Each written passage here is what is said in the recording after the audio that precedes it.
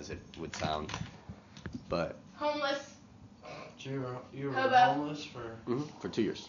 Kinda. Like, what's the story behind you being homeless? Basically, my mom and my dad split up, and my dad moved out of the house, and my mom and I didn't really get along for various reasons, but we're not going to get into deep psychological therapy at the moment.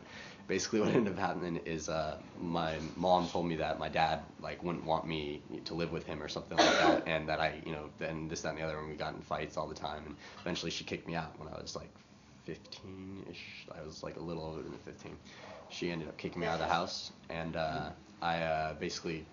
had a group of friends that were squatters already, and and I was already hanging out with that crowd and stuff like that. It was almost a self-fulfilling prophecy. Like, I hung out with all these people and stuff like that, and it just kind of ended up happening. It's probably my responsibility. I probably wanted it to happen a little bit, but whatever.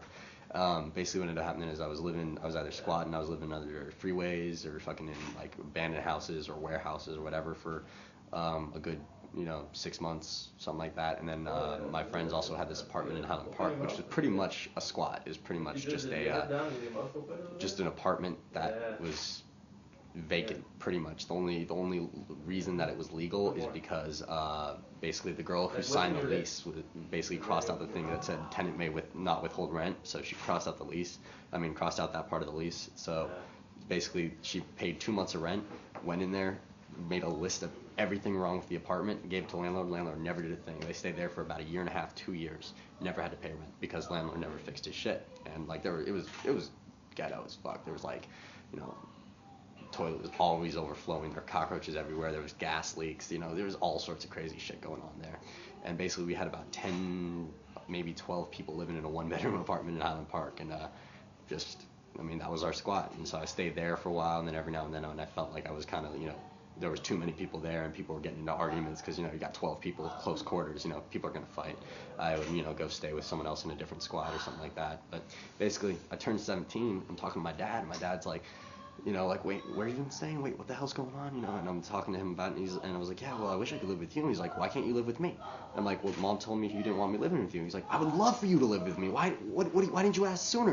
I'm 17 years old, been homeless for 2 years, and and I never knew my dad would take me in, if I asked. And I mean, I probably, like I said, I kind of wanted it a little bit, so because life experience es bueno, but I wouldn't trade it for anything in the world, but it kind of sucked, but it was also really fun. And I did good while I was out there. I went to college, I went to PCC, kept myself in class, kept going.